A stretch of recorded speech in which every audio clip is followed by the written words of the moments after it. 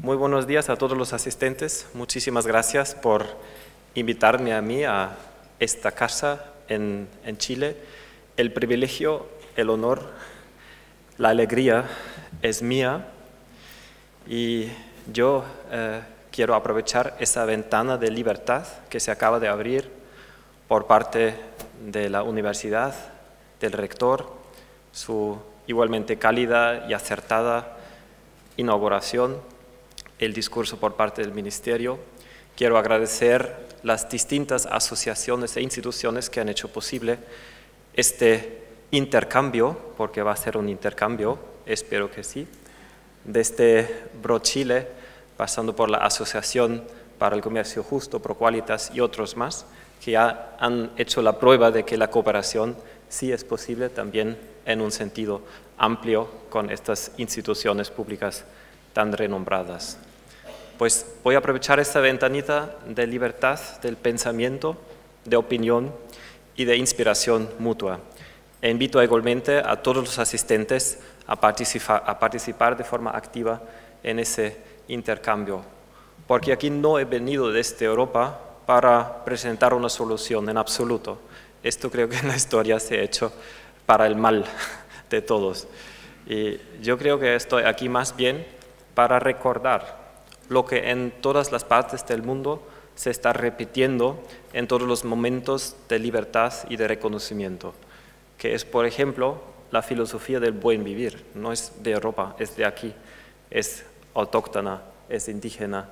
Lo mismo el Ubuntu en África quiere decir más o menos lo mismo y es el bien común en términos africanos, si queremos. En el budismo se recuerda a todos los practicantes de considerar el bien de todos los seres vivos, no solamente de los seres humanos, sino de todos los seres vivos en cada paso que damos en la vida.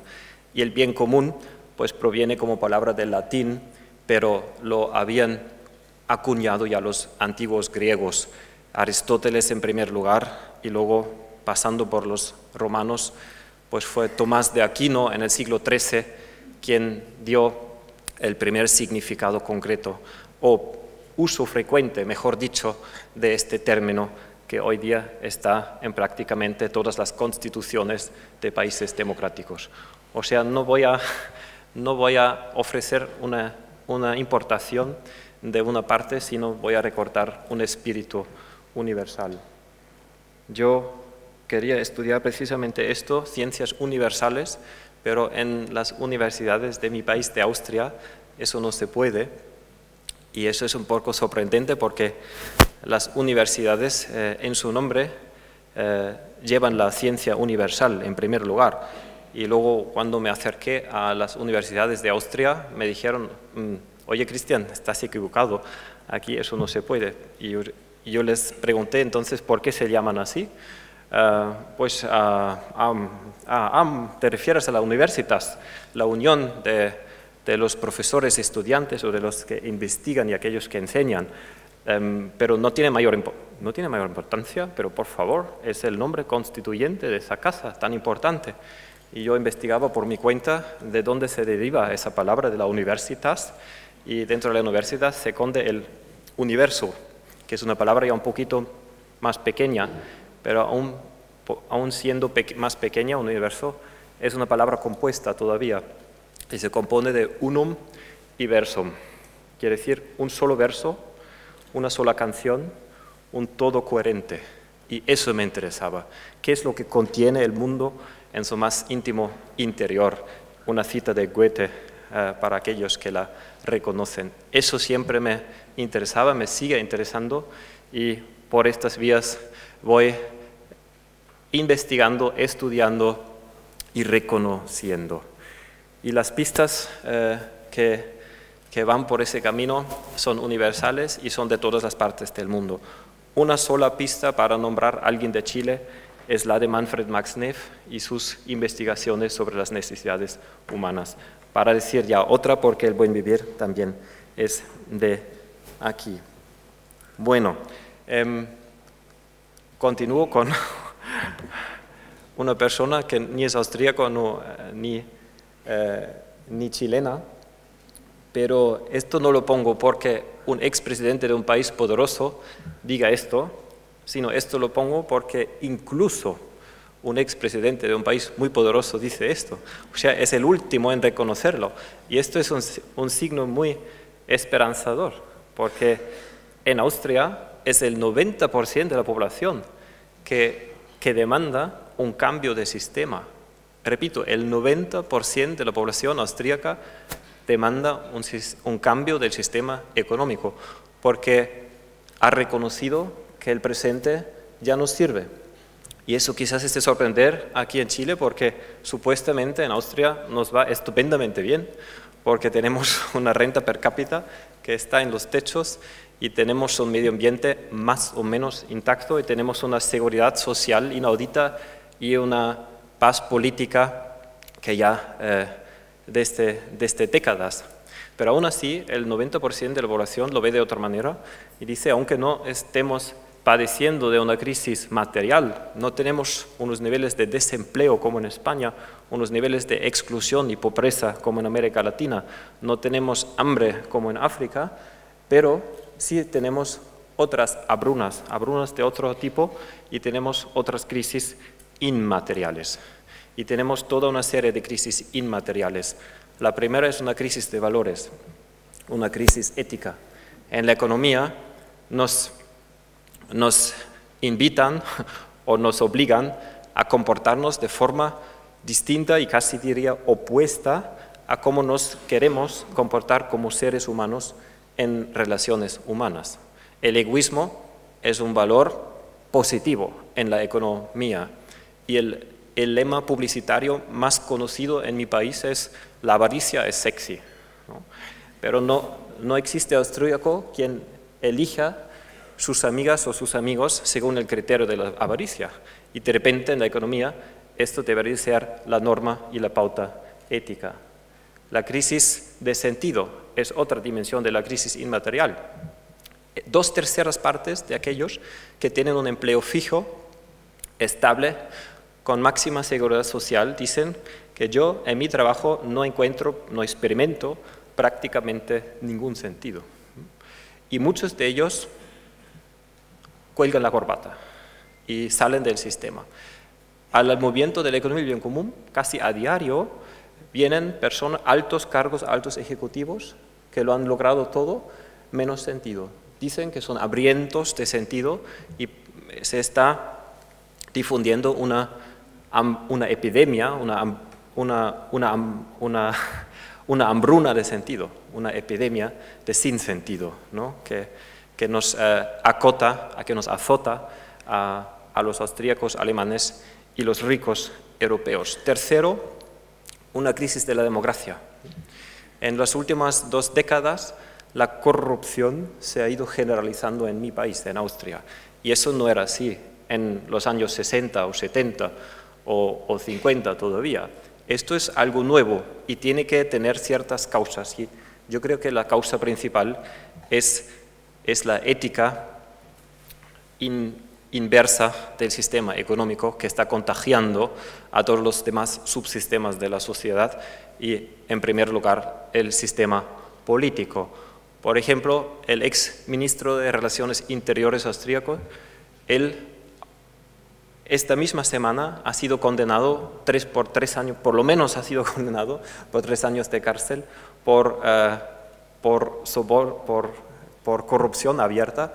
Como diputado del Parlamento Europeo, él ofrecía por 100.000 euros cambiar las leyes según el antojo de sus clientes. Y el exministro de Finanzas austríaco es uno de los mayores evasores fiscales que tenemos en nuestro país, ¿no? El que debería ser la figura modélica para cumplir con el deber, yo diría con el honor de pagar impuestos para un país democrático, que por supuesto para una dictadura a mí tampoco me gustaría pagar impuestos, pero para un país democrático sí, para mí es un honor pagar impuestos. Y la cuarta crisis inmaterial, que por cierto lado es una crisis material, pero la otra cara del exceso del materialismo y Sí, y de la sobreacentuación del bienestar material es la crisis ecológica. Vivimos muy bien, tenemos los ríos de nuevo casi limpios y el aire bastante limpio en Austria, pero el consumo de recursos naturales excede 5 veces el nivel de sustentabilidad global, en el sentido de que el planeta, la Pachamama, nos ofrece cierta cantidad de recursos naturales a la humanidad en total y a cada ser humano en concreto. Y este nivel que ofrece el planeta como regalo cada año lo superamos 5 veces en Austria, pero en toda la Unión Europea, ¿no? Y esto se experimenta. Todos los que no se han cerrado el corazón y los sentidos finos lo sienten y saben que esto es absolutamente insustentable, insostenible. Y es una crisis muy profunda, porque la solución reside en reducir el consumo de recursos naturales un 80%. Esta es la única lógica solución, al menos, porque menos podría ser, más no puede ser, ¿no? Y estas son todas una serie de crisis que no es la crisis del paro, no es la crisis de la pobreza, no es la crisis del hambre, no es la crisis de la exclusión y la desigualdad desmesurada que ni he mencionado, sino estos son otros tipos de crisis que hacen que no solamente este señor expresidente, sino también el 90% de los alemanes y austríacos, la encuesta se ha hecho en Alemania y en Austria, se ha repetido y es de una fundación muy establecida, así que nadie cuesta los resultados de estas encuestas de las poblaciones austríaca y alemana. Bien, y si tenemos la opción de cambiar por desastre o por diseño, como alguien ha dicho en inglés, to change by design or to change by disaster, pues yo creo que más vale cambiar por diseño consciente, democrático y ético. Y esta es la propuesta que voy a hacer. Quiero agregar que yo no soy economista. Sí, ya he dicho que quería estudiar ciencias universales, pero las universidades no tienen esa oferta entre sus productos y servicios, y ofreciendo solamente partes limpiamente diseccionadas unas de otras, por lo menos yo estoy hablando de las universidades austríacas. Mi propuesta casi sería renombrarlas en multiversidades o poliversidades y literalmente en perversidades. ¿Por qué? Porque la perversión no quiere decir otra cosa que inversión, inversión del sentido originario de ofrecer el acceso al todo. Eso ya no se ofrece en absoluto y solo se ofrece el contrario de ofrecer el reconocimiento, el acceso de las partes del todo, ¿no? Y la universidad real para mí, democracia real, universidad real para mí, sería una casa que ofrece en los primeros cursos, en los primeros años, el acceso al todo, la universalidad, y partiendo de esta raíz común o de este árbol científico o del reconocimiento o de la sabiduría quizás, pues luego sí tiene sentido especializarse en las distintas ramas. Seguramente hay muchos de ustedes y vosotros que habéis tenido la misma idea y quizás se está practicando. O sea, esto es un deseo mío para las universidades austríacas. Igual en el debate alguien quiere hacer un comentario al respecto. La economía no la estudié porque es una parte demasiado limpiamente diseccionada de otras partes. Por uno, es una disciplina bastante joven si no consideramos a Aristóteles un economista, porque muchos de los economistas clásicos niegan a aceptar a Aristóteles como economista, a pesar de que él tenía una visión bastante elaborada y diferenciada acerca de cómo es y cómo debería ser la economía. Pero la economía clásica nace hace solamente 250 años con Adam Smith, y él en su formación era filósofo moral. O sea, la economía nace de la filosofía y nace, si se quiere, también desde la ética. O sea, la ética y la economía, en el nacimiento de esta disciplina, era una unión. Y hace 100 años Un satírico austríaco hizo un chiste y contó que el día anterior un estudiante se le acercó y le preguntó, todo excitado, señor Kraus, así se llama el satírico, ¿qué voy a estudiar? Y el satírico respondió, pues cálmate, cierra los ojos, escucha tu corazón, ¿qué dice tu corazón? Y el estudiante hacía eso y decía, pues si escucho mi corazón, ética económica. Bueno, ahí te tienes que decidir, chico, ¿no? Dice, y este chiste en el nacimiento de la ciencia económica aún no funcionaba, no se habría entendido, ¿no? Y hoy día yo creo que el pensamiento económico en el cauce principal, siempre estamos hablando del mainstream y no de la heterodoxia, que también por supuesto y por fortuna existe, pero en el cauce principal la economía se ha desprendido de sus muchos contextos esenciales, del contexto social y democrático, del contexto cultural y ético y del contexto ecológico, de la Pachamama, quien es la madre de todos los valores económicos al final del día. Y tan solo de ahí, todo el pensamiento económico y todo cálculo económico debería incluir la Pachamama y la naturaleza. Y esto ahora se vuelve a reconocer poquito a poco, pero en el cauce principal de la economía esto no se ve de esta manera. Al revés, se combate ferozmente que esto no es científico, esto no es económico, eso háblalo con los payasos, pero no con los economistas. Lo he escuchado muchas veces, Cristian, tú eres bailarín, baila, pero no te metas donde no te llaman, ¿no? Y esto solo para dar razones, ¿por qué no decidí estudiar economía?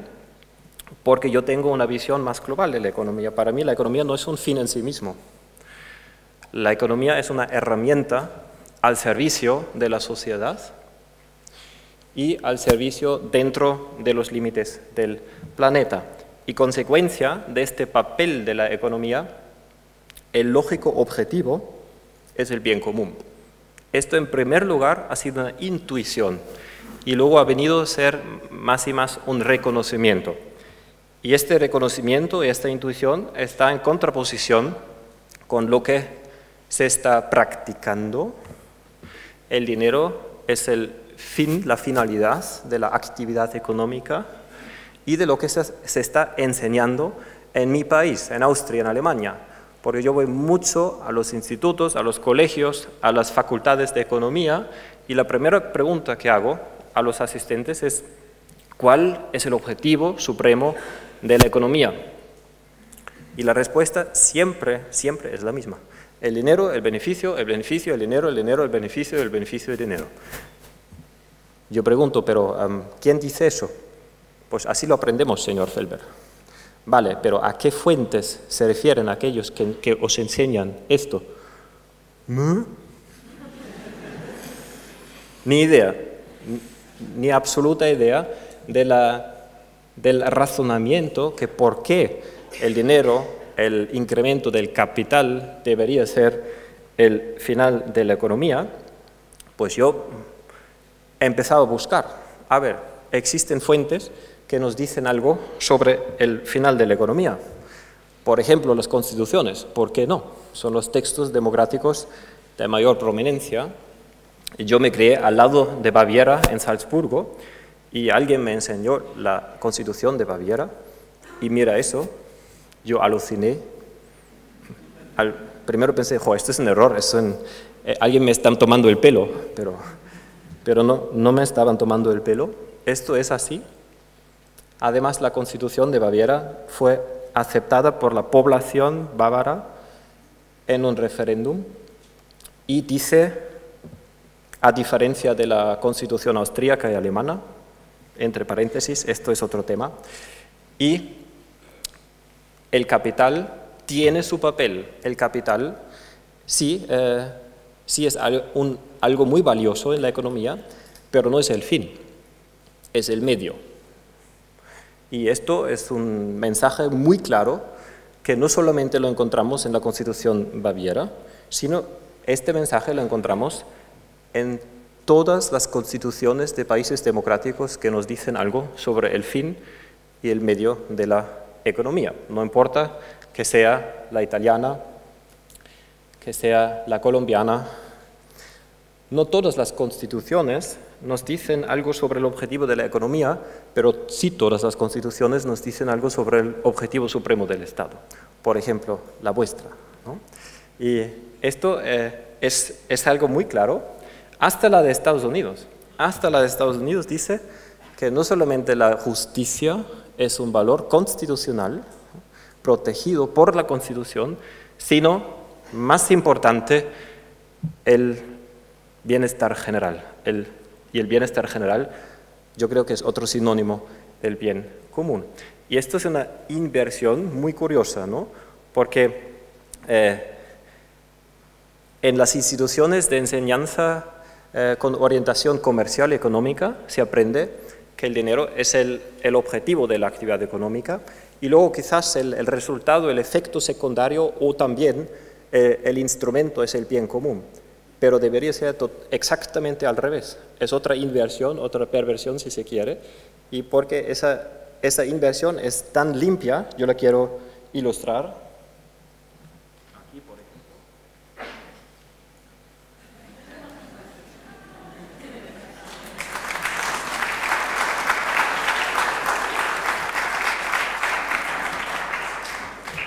Porque se dice que las imágenes se recuerdan mejor que las palabras, ¿no?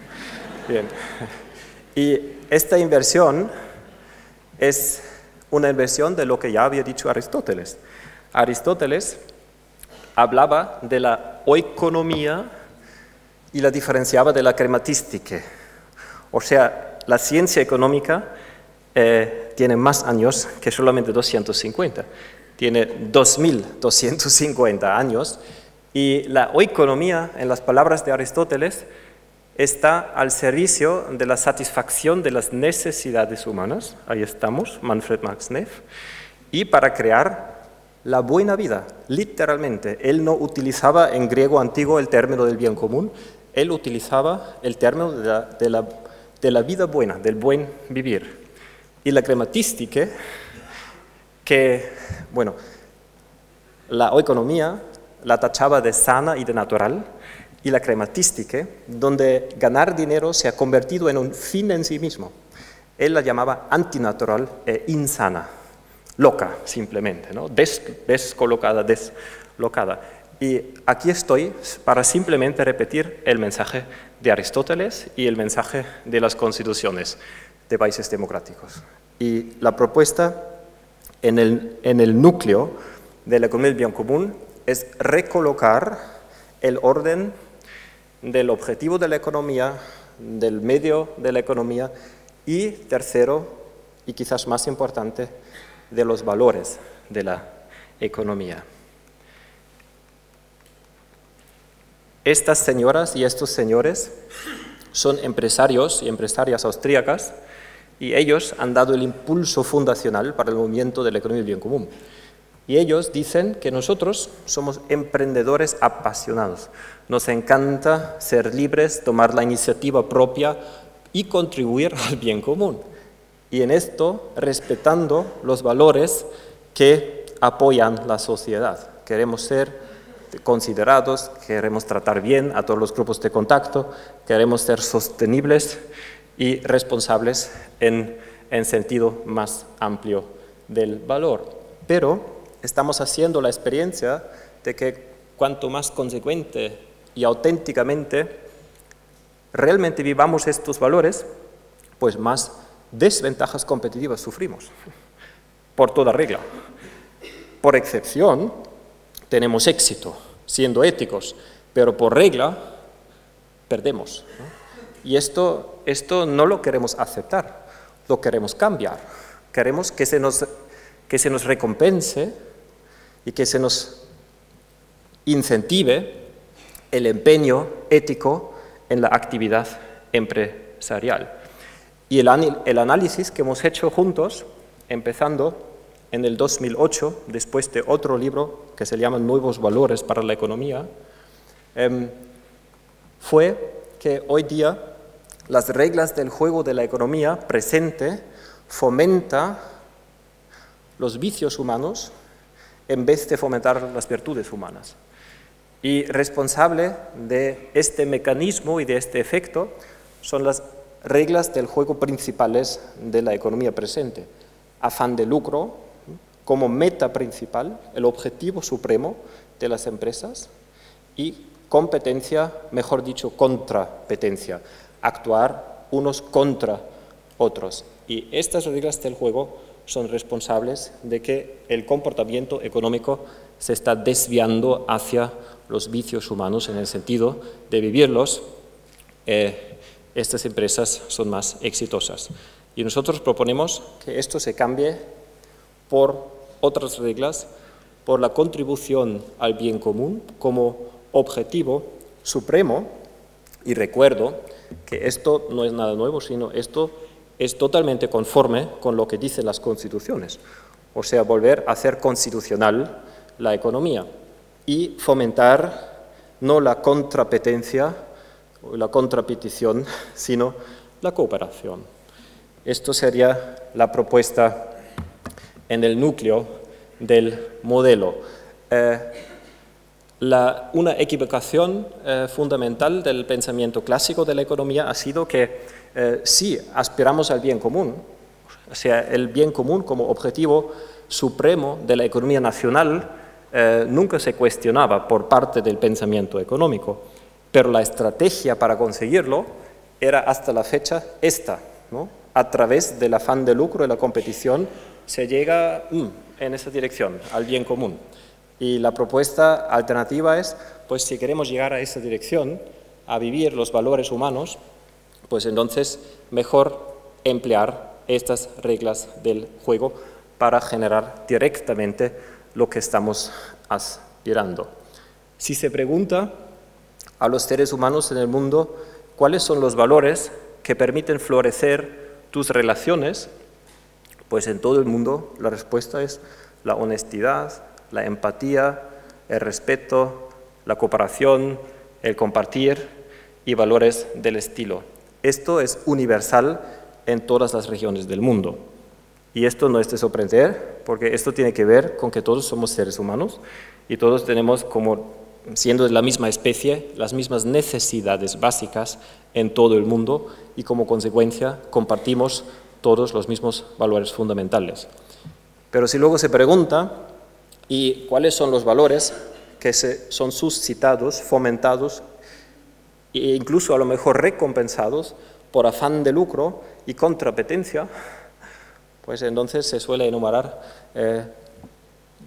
toda la gama de vicios humanos, desde el egoísmo, la avidez, la avaricia, la irresponsabilidad, la desconsideración, hasta la violencia y el odio. Se suele enumerar en todos los aforos. Y esto no me parece inteligente, porque si estas reglas del juego causan el contrario de lo que queremos conseguir, pues la propuesta sería intercambiarlas por estas reglas del juego que realmente causen que las empresas que vivan los valores relacionales que compartimos y los valores constitucionales tengan éxito.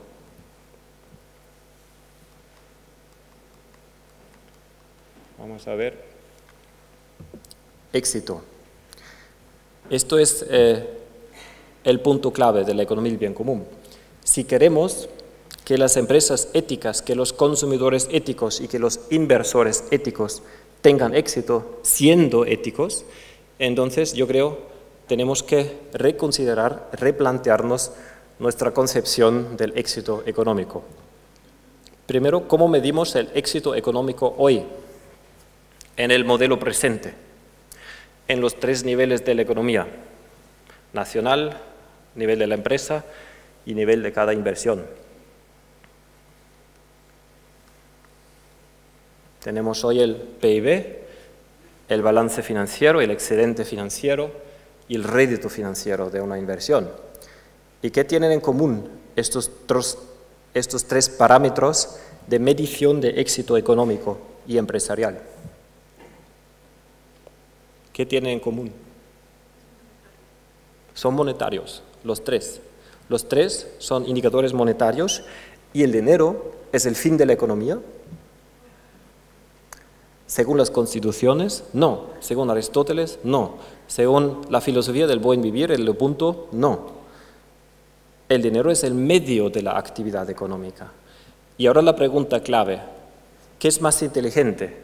¿Medir el éxito de un proyecto, cualquiera que sea, a lo largo de la acumulación de los medios o a lo largo del alcance de los objetivos de la empresa? ¿No? ¿Qué es más correcto metodológicamente? Metodológicamente más correcto, por supuesto, es medir el éxito a lo largo del alcance del objetivo. A mí no me consta ningún proyecto en el mundo que trate de medir su éxito a lo largo de los medios del proyecto. Eso sería absurdo, eso sería un sinsentido u otra inversión. Y por eso proponemos, a condición de que, siempre y cuando estemos de acuerdo que el bien común sea el objetivo supremo de la economía. Solo entonces, si en un proceso democrático, y lo voy a proponer enseguida, si en un debate y una decisión democrática nos pusiéramos de acuerdo sobre que el objetivo supremo de la economía es el dinero, el beneficio financiero y el incremento del capital, pues entonces yo creo que esto sería la metodología correcta y adecuada y no habría que cambiar nada. Solo si estuviéramos de acuerdo sobre que el objetivo de la economía es el bien común, solo entonces nosotros sugerimos ese ajuste de medición de éxito económico, midiendo el objetivo y su alcance con el producto del bien común, con el balance del bien común y con el examen del bien común o herramientas parecidas. En cuanto al producto del bien común, ya tenemos muy buenas noticias porque se está buscando desde muchas instituciones y muchas partes una alternativa, o mejor dicho, como el PIB no mide el bienestar de las naciones, es otra cosa que el PIB. Es por primera vez un indicador de medición de éxito de la economía nacional, porque el PIB no hace esto, es un agregado monetario que no mide el éxito de la economía nacional. Y por eso lo podemos dejar en paz, reconocerlo, seguir implementándolo, pero no confundiéndolo con el indicador de medición de éxito de la economía nacional. Si realmente queremos saber qué de grande es el bien común, cuál es la calidad de vida, en qué grado hemos conseguido la buena vida, entonces podríamos desarrollar algo como el producto del bien común. Lo está haciendo la misma OCDE, el Better Life Index, lo llaman. Se compone de muchos indicadores, la menor parte de ellos monetarios. El presidente francés Sarkozy encargó a los economistas Stiglitz, Zen y Fitoussi de desarrollar un indicador. El Estado de Bután, yo creo que ha sido el que ha desarrollado el indicador con mayor encanto, la felicidad nacional bruta. Y la felicidad no se puede medir, ¿verdad? Porque la felicidad es subjetiva, no es objetivable y no se puede medir. Dicen muchos, en Alemania, muchos dicen que olvídatelo, ¿no? En vez de mirar y preguntar y ser curioso, ¿pero qué están haciendo allí en el Bután? Por favor, cuéntamelo. Pues en el Bután están haciendo una encuesta en 6.000 hogares cada 2 años y preguntan acerca de todas las facetas de calidad de vida. ¿Cómo está de salud? ¿Duerme bien? ¿Descansa bien? ¿Cómo le va en comparación al año anterior? ¿Les irá mejor a sus hijos algún día que a usted? ¿Confía de sus vecinos? ¿Tiene buena relación con ellos? ¿Cómo está el bosque, el río, el ganado en el pasto? Y tiene también tiempo para descansar, para recrearse, para rezar o meditar. A lo mejor 133 preguntas son muchas, pero se están haciendo. Y la propuesta que nosotros hacemos es inspirarnos por los indicadores que desde arriba se han desarrollado y desarrollar desde abajo el indicador de la población, porque desde arriba caen las bombas y desde abajo crecen las plantas. Y la propuesta muy concreta que hemos desarrollado en una herramienta de 20 páginas de libre acceso, como todas nuestras herramientas, es una asamblea cívica de los ciudadanos en cada municipio, en cada comunidad, y que ellos allí se pongan de acuerdo sobre los 10, 15, 20, 25 ingredientes más relevantes de calidad de vida, del buen vivir, del bien común. Y esto será la estrella polar de la política municipal, de la política de la comunidad. Y esto será la base metodológica para el posterior producto del bien común.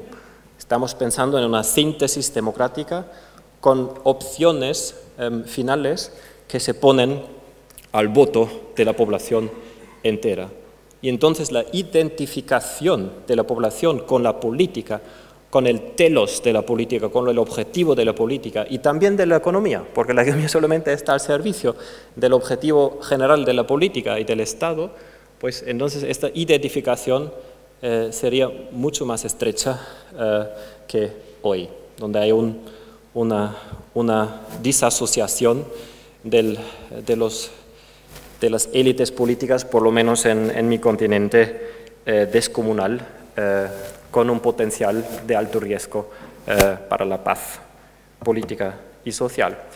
Bien, y si el producto del bien común crece, entonces sabemos con certidumbre que o bien los ecosistemas están relajándose, o bien el desempleo va cayendo, o bien la pobreza, la exclusión y el hambre van disminuyendo, o bien el nivel de educación va aumentando, o bien la felicidad subjetiva va subiendo, la participación democrática, la igualdad entre los géneros y la paz política y social va aumentando. O sea, sabemos con certeza que las cosas que más nos importan, los máximos valores, los vamos cumpliendo mejor que el año pasado. Mientras que cuando el PIB crece, no sabemos nada con seguridad. Quizás hay cierta relación más o menos fiable en un nivel de PIB bastante bajo y el desarrollo del país, pero seguramente se pierde toda relación una vez el PIB ha alcanzado cierta altura, como por ejemplo en los países europeos. Ahí no tenemos ninguna relación fiable entre un PIB creciente y el alcance de uno de los valores enumerados, de la satisfacción de una de las necesidades básicas o del alcance de uno de los objetivos de la sociedad. La otra relación fiable, cuanto más altos los resultados de los balances del bien común de las empresas, pues más alto el producto del bien común o más logrado la buena vida.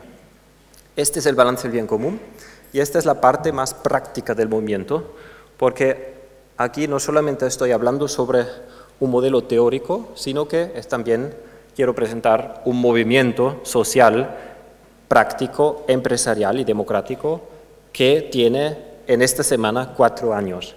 Y en estos 4 años, desde que arrancó, partiendo de esa docena de empresarios austríacos que acabo de enseñar, hasta la fecha de hoy se han adherido 1.700 empresas, muchos municipios, casi un centenar de universidades e instituciones de enseñanza, y de las 1.700 empresas, más de 200 han implementado hasta el estado final ese balance del bien común. ¿Qué hace el balance del bien común? El balance del bien común mide cómo una empresa vive estos valores en la franja naranja horizontal fundamentales. ¿Los reconocéis? Estos valores nosotros tampoco nos los hemos inventado, sino que estos valores son los valores en las constituciones de países democráticos más frecuentes. O sea, de nuevo, la economía del bien común no es nada nuevo.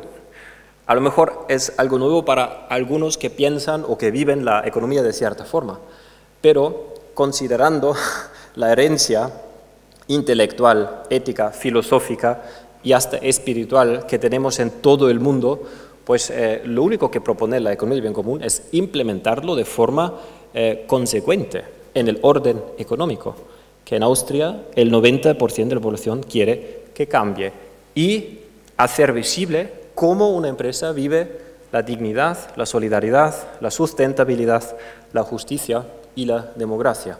Y no solamente hacerlo visible, sino después recompensar la empresa más ética, la empresa más fiel con la Constitución en sentido ético, frente a las otras empresas que las podríamos llamar las pasotas éticas. Y en las intersecciones entre los valores y los grupos de contacto de la empresa, que por ejemplo se ha mencionado el valor compartido de Michael Porter, este es un esquema que se repite en prácticamente todas las herramientas, ¿no? ¿Con quién, frente a quién, una empresa se puede comportar de forma más ética? Pues frente a todos sus grupos de contacto, desde los proveedores hasta las generaciones futuras. Y en las intersecciones, pues se podrían desarrollar 300 indicadores, pero nosotros tenemos 17 para no agobiar a las empresas. Y ya hemos escuchado que la gran parte de las empresas son pymes, ¿eh? Y a lo mejor, para no agobiarlas, bastaría con empezar con un balance light, con un balance ligero, que solamente tiene 6 indicadores. ¿Tiene sentido el producto que aportas al mercado? ¿Qué de humanas son las relaciones laborales? ¿Qué de ecológica es la producción? ¿Tratas igual a hombres y mujeres? ¿Qué de justa es la distribución? ¿Y qué de democrática se toman las decisiones? A lo mejor esto es suficiente. Por lo menos me lo retroalimentó una niña de 10 años en España, en Barcelona. Ella me contactó después de una presentación en televisión y me escribió: oye Cristian, aunque soy pequeña, te he entendido a la perfección. Esto lo que nos presentas es exactamente lo que los niños de hoy queremos para el mundo de mañana. Y en la misma semana ella hizo una primera conferencia en su escuela para presentar la economía del bien común, y utilizando estos 6 indicadores que podrían ser los iniciales para el balance del bien común. Hacer visible el resultado, por ejemplo, de esta forma, quizás de otra manera. Esto está por desarrollar, y cada uno que se sienta atraído a aportar al desarrollo de esta implementación, bienvenidos.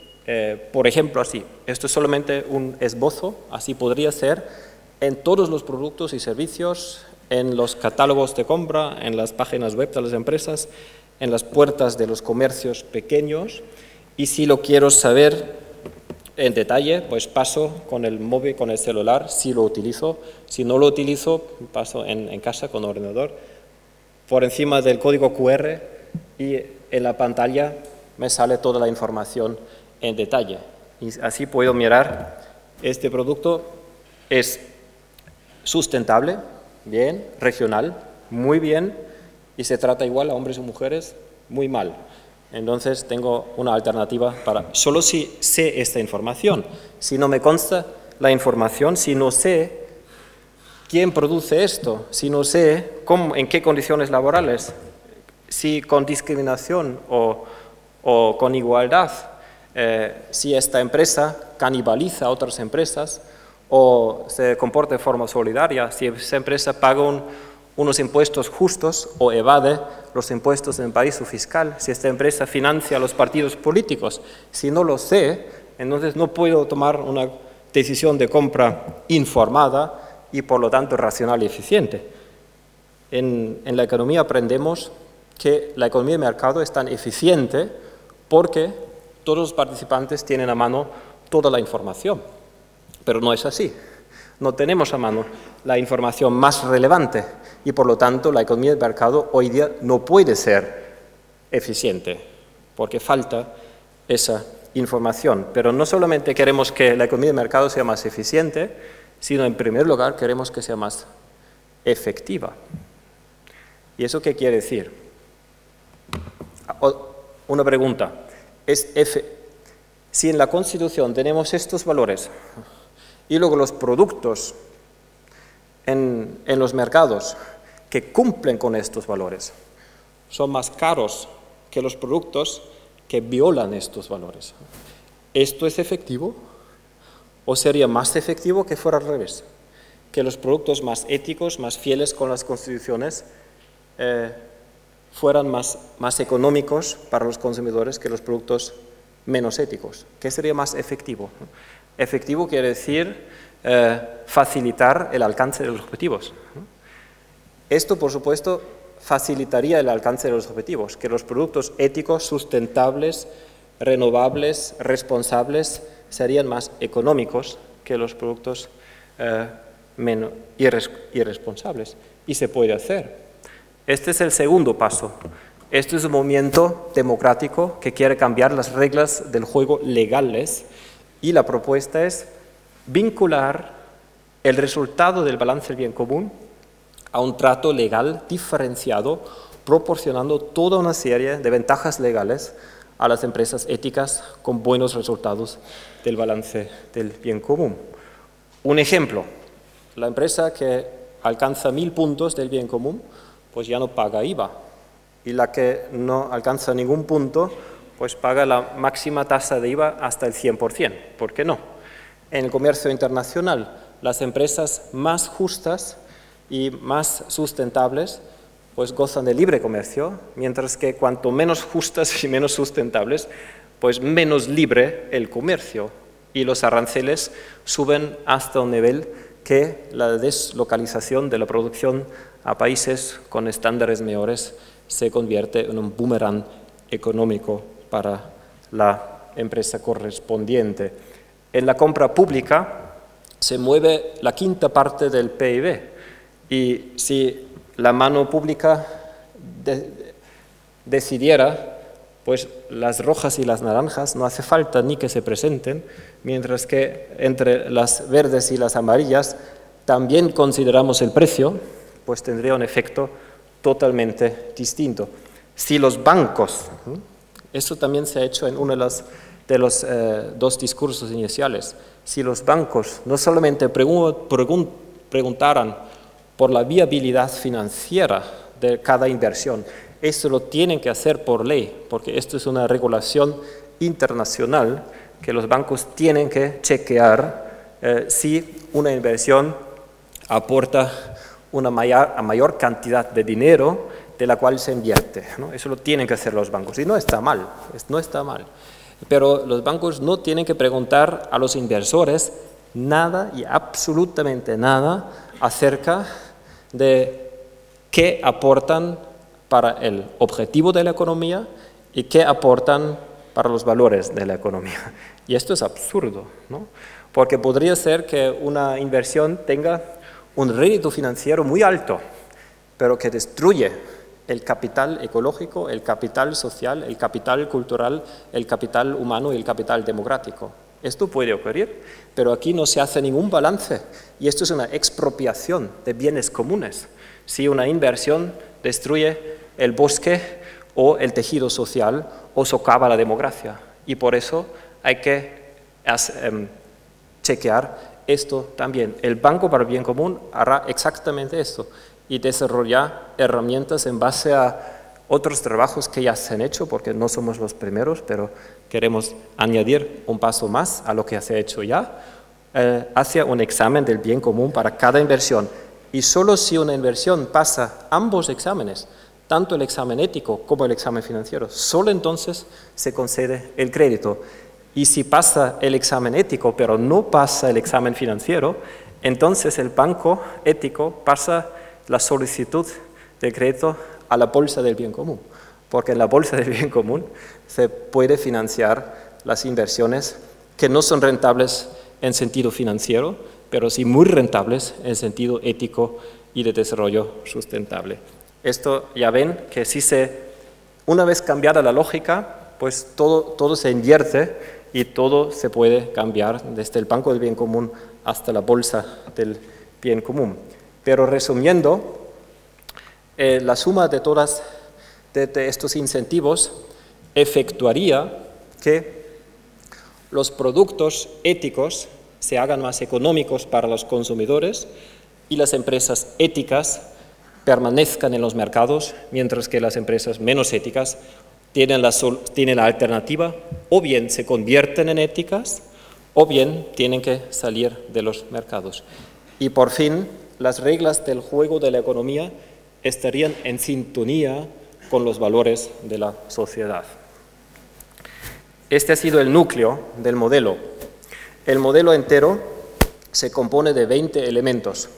Y muy importante, o más importante que los elementos del contenido, estos elementos no son demandas políticas del movimiento, porque no somos un movimiento político del viejo estilo, sino la única demanda que el movimiento internacional tiene y comparte es un proceso democrático desde abajo, en el cual el pueblo soberano decide la constitución económica que luego figurará en la Constitución, en base a la cual el Parlamento podrá hacer las leyes detalladas.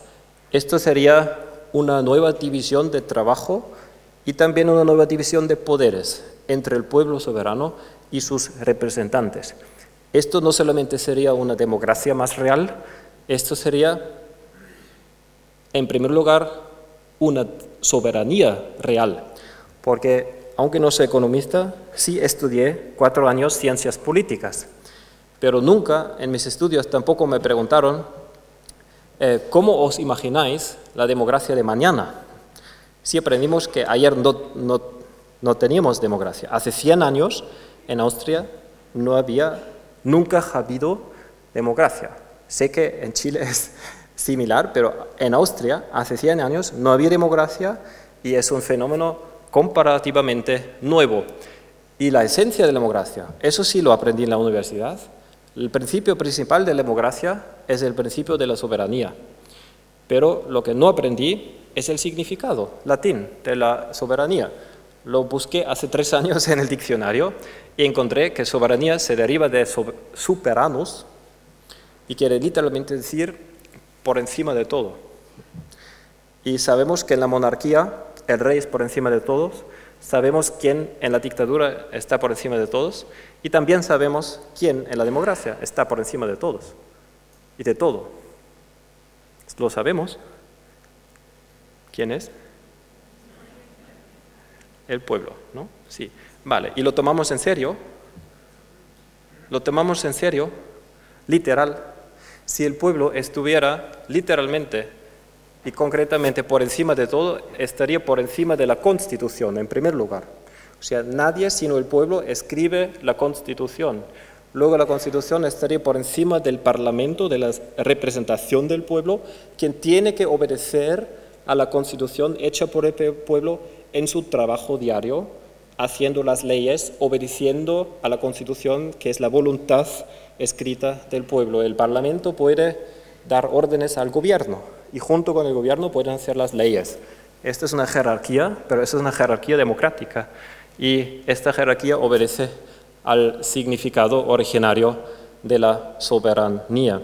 Y esta es la propuesta, que el pueblo soberano se reúna en los municipios del bien común o en los municipios democráticos y debata y decida en un proceso de 1 año o de 2 años. Hay tiempo para estas cuestiones fundamentales, hay que tomarse tiempo. Las cuestiones, los fundamentos para el modelo económico de mañana, ¿no? Solamente lo más importante. Las cuestiones más fundamentales de la economía son cuestiones éticas. Y en las cuestiones éticas, más vale fiarse de la población entera que de la élite política, económica y financiera. Estos son resultados de investigaciones científicas en Europa, solo estoy hablando de Europa. En Europa, las élites políticas y económicas, en cuanto a la formación ética, tienen un nivel de educación menor que el promedio de la población. Más concretamente, las personas en los puestos de poder más altos en la economía y en la política tienen menos capacidad de empatía, son más psicopatólogos, son más narcisistas y más adictos a las drogas. Eso es pura evidencia empírica, científica. Ahora, ¿por qué? El por qué es importante. Porque la respuesta no es porque las personas malas asciendan y aspiren al poder. Eso no se prueba científicamente, sino otra cosa se prueba, solamente aquellas personas que vivan los vicios humanos pueden acceder. ¿Por qué? Por estas reglas del juego. Porque en una dinámica de afán de lucro y de uno contra el otro, solo uno puede trepar implementando los vicios humanos. Es un error del sistema, no es un error de la naturaleza del ser humano. Pero la consecuencia es la misma, que las cuestiones fundamentales las decide el pueblo y luego, una vez que hemos hecho la Constitución, nuestros queridos y muy importantes representantes tienen la agradecida labor de hacer las leyes detalladas conforme con esta Constitución, ¿no? Porque hoy día nuestros queridos parlamentarios hacen la Constitución, que es una violación frontal del principio de la subsidiariedad, y luego hacen leyes que están en contra de la voluntad de la población. Hay muchísimos ejemplos, ¿no? No los voy a enumerar, pero estoy hablando de Austria. Bien, y no voy a presentar los 20 elementos, porque ya voy cerrando casi, sino voy a escoger dos últimos ejemplos de las propuestas de la economía del bien común. Penúltima propuesta, el beneficio financiero se convierte en un medio. El beneficio financiero de la empresa no es la finalidad de la empresa, es un medio para conseguir más eficazmente el objetivo de la empresa, el bien común. Es decir, todas aquellas aplicaciones del beneficio, todos los usos del beneficio que incrementen el bien común, bienvenidos. Pero aquellos otros usos del beneficio financiero que no incrementan el bien común, sino que lo disminuyen, que expropian los bienes comunes, por ejemplo, ponen en peligro la democracia, disparan la desigualdad, destrozan el tejido social, etcétera, el medio ambiente, pues inversiones financieras que no tienen que ver con la actividad de la empresa, canibalismo. Ahí hay esperanza, porque en las relaciones privadas ya hemos conseguido prohibir el canibalismo. Enhorabuena, humanidad. Pero en la economía no. En la economía una empresa que canibaliza a otra no va a la cárcel, sino al ranking del éxito, ¿no? Es una contradicción ética que podríamos resolver. Distribución del beneficio a personas que no trabajan en estas empresas. Esto es el núcleo del capitalismo y sería el final de este aspecto del capitalismo. Donaciones a partidos políticos, menos controvertido que el anterior. Y repito, esto solamente es el punto de partida para el debate democrático y para la decisión democrática. Si al final el resultado es otro, y seguramente va a ser otro, no importa, solamente queremos que esto se decida de forma democrática y que no nos caiga encima como una bomba de la cual no sabemos quién la ha dropped. Okay. Metido. Sí, gracias. Último aspecto. Uno de los peligros mayores de la economía mundial es la superconcentración de poder y la consecuente destrucción de la democracia y de la libertad, de la misma libertad de todos. La economía del bien común es una economía de mercado no solamente plenamente ética, sino también verdaderamente liberal. Verdaderamente liberal. Algunos se asustan, pero liberal, eso es capitalismo, por favor. Ahora, ¿qué dices, Cristian? Todo ha sido tan bonito hasta ahora y ahora te quitas la máscara. No. No se preocupen, ¿no? Vamos a definir juntos, ¿qué quiere decir liberal? Quiere decir, la protección de la propiedad privada tiene la máxima prioridad entre las tareas del Estado. Esto es paleoliberal o pseudoliberal. Yo diría, en última consecuencia, esto es antiliberal. Liberal es garantizar las mismas libertades, los mismos derechos y las mismas oportunidades para todos. Esto para mí es liberal. Y esto lo hemos conseguido implementar en muchos aspectos de la vida. Y la lógica consecuencia de la implementación de una sociedad liberal ha sido la limitación de las libertades. La limitación de las libertades. ¿Por qué? para salvaguardar las mismas libertades y los mismos derechos de todos. Yo no puedo tocar a quien quiera, ¿no?, sin preguntar a la otra persona. Esto no es un atentado contra la libertad sexual, ni mucho menos contra la ternura, sino esto simplemente salvaguarda la misma libertad sexual de todos. Yo no puedo correr a 200 kilómetros, aunque sea el piloto de Fórmula 1 más espabilado del mundo, ¿no? No puedo. Y esto no es así porque esto sea un Estado antiliberal, sino para salvaguardar los mismos derechos a la propia vida, en este caso, de todos. Yo no puedo construir una torre, aunque sí hay una torre muy alta, pero eso por no ser liberal, ¿no? Liberal sería que sí, todos podemos tener casas propias y construir casas propias hasta 5 metros, hasta 8 metros, eso en todas las ciudades que yo conozco. Y nadie se queja, pero esto es contra la libertad de vivienda.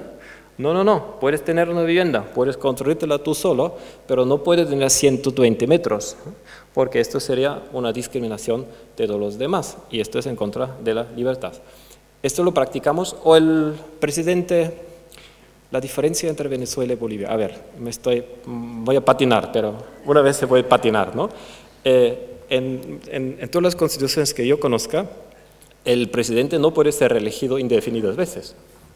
¿Por qué? Porque eso es antiliberal. No, eso es brindar las mismas oportunidades de otros y prevenir la superconcentración de poder político, en este caso, en manos de una persona o un partido político, ¿no? Y entonces... creo que todos aceptamos que el presidente no pueda ser reelegido indefinidas veces. Ahora el punto, en el derecho de la propiedad privada no somos tan consecuentes como en todas las áreas demás. En el área de la propiedad privada, cuando alguien dice, pero hay que impedir que alguien se haga tan rico y tan poderoso que aplaste la misma libertad u otras libertades de otros, entonces no dicen, qué liberal eres, Cristian, sino dicen, pero tú eres comunista, ¿o qué? ¿No? En Austria, en Alemania, en todas las partes. Y eso es otra de las inversiones, ¿no? Si hacemos el mismo ejercicio en la propiedad privada, de repente todos los significados se diluyen y se invierten y se pervierten, ¿no? Y hegemonía, retórica, esto es una parte muy importante del poder. Pero espabilarnos, no dejarnos engañar, sino decir, esto es liberal. Fomentar las empresas cuando nacen, dejar en paz las empresas cuando están de un tamaño medio, dentro de los límites del bien común, a los cuales pertenecen, entre otros límites, los límites ecológicos del planeta. Pero una vez que tienen ademanes de hacerse demasiado grandes las empresas, retroalimentación negativa, o bien poner un límite absoluto, o bien un incentivo. Un incentivo podría ser, tienes la libre elección, querida empresa, puedes hacerte más grande, pero entonces dispersar el poder, democratizarte, socializarte, otra medida al respecto. O bien, si quieres mantener todo el poder o la mayor parte del poder en pocas manos, sí es posible, pero tienes que mantenerte pequeña. Esto para mí es una propuesta liberal. ¿Y quién pone los límites? El rey, los estudiantes, sí, el pueblo. ¿Queréis experimentarlo? Esto ya sabéis, que aquí yo no cuento nada, absolutamente nada nuevo. Pero ¿queréis jugarlo? ¿Queréis experimentar la Asamblea Democrática Económica de Santiago de Chile? ¿Sí? Hay 10 personas que se atreven a subir al escenario para jugarlo, aquí y ahora, directamente. ¿Sí? A condición de que sean 5 mujeres y 5 hombres, por favor, atrévanse. Sí, vamos a jugar la democracia. Solo es un juego. ¿Sí? 10 personas, por favor. 1, aplauso. Segundo, aplauso. Más, por favor. 3, 4, 5, 6, 7. 3 más, por favor. 8. Sí. Venir todos. 1, 2, 3, 4, 5, 6, 7, 8, 9. Una última persona, ¿sí? Sí, muy bien. Venir, gracias. 1, 2, 3, 4, 5, 6, 7, 8, 9. Pueden ser 9, pueden ser 11. Muchas gracias por jugar. Por favor, en una filita para que yo os pueda ver todos. Sí. Ahora sois los representantes de la Asamblea Democrática de Santiago de Chile. En la Asamblea Real todos tienen voto.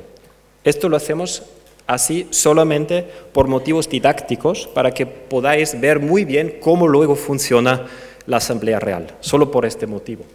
Y vosotros podéis decidir totalmente libremente, porque sois el pueblo soberano. En vuestras manos será no solamente la decisión, sino en la Real también seleccionar y definir las preguntas. En esta ocasión yo traigo la pregunta porque no vamos a gastar más de 4 minutos para este juego, pero en la Real, por supuesto, que el pueblo soberano también define las preguntas. La pregunta que yo traigo: ¿queréis que en la renta, en los ingresos globales de una persona, la desigualdad sea ilimitada, que no haya ni... Perdón. Eso sí es un disparo, ¿no? que no haya ninguna desigualdad, o que haya algo intermedio, una desigualdad sí, pero limitada, con un factor máximo de los ingresos máximos frente al salario mínimo legal, suponiendo que el salario mínimo legal es suficiente para una vida digna, ¿no?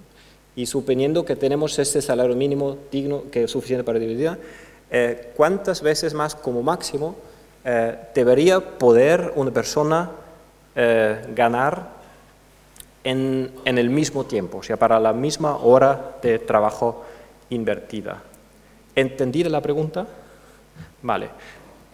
Favor, solo escuchar vuestro corazón y hacer, quienes escuchan algo, una propuesta al pueblo, en voz alta. ¿Cuántas veces más, como máximo?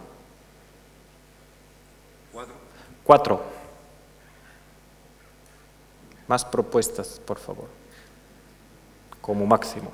Escuchar el corazón. No hace falta que sea exacto y no se va a imprimir en los medios de comunicación. Es un juego, es un juego. No más de 5. 5. Gracias. 5. Yo no sé el número, pero creo que uno debería dar lo que es ejemplo alimenticio para tener una salud plena. ¿Sí? Y la abundancia debería ser social, en sentido de transporte, posibilidades de viajar. No sé si me explico. Pues 2 veces el salario mínimo, diría. ¿Sí? Para no complicarnos la vida, ¿no? ¿Ah? Factor 2, como mucho el doble. A lo que para voy, viajar o sea, también, ¿no? Más que pensar en salario, pienso en una distribución justa de las cosas. No sé si necesariamente en términos monetarios. No sé si me explico. Claro, por eso he puesto acento luego en la Asamblea Real, la pregunta la define el pueblo. Y si el pueblo decide que ese cálculo monetario no es la pista que queremos seguir, sino queremos seguir otra pista más inteligente, entonces se cambia la pregunta. Pero si tenéis la cortesía de seguir esta pista solo para poder hacer el juego, ahora hay 4 minutos. Sí. Por eso, no puedo responder a la pregunta internamente. Pero ¿sí? ¿Estarías de acuerdo con el factor 2? Porque sí, una vida digna con el salario mínimo y quizás para viajar y tener otras amenidades, sí. El doble. Sí. Vale, gracias. El doble, 4 veces, 5 veces, más 3 veces. ¿Sí? 10 veces, 10 veces. Bien. 3. Muy bien. Yo pienso que si estamos hablando de buen vivir, estamos hablando de un salario digno para una vida buena, con todo lo que necesitamos. Sí. no necesitamos ni tendríamos por qué ganar unos más que otros, ni nuestro valor humano tendría que ser superior al de otro. Lo mismo. Por tanto, 1 a 1, exacto, lo mismo. Factor 1, perfecto. ¿Yo puedo decir algo?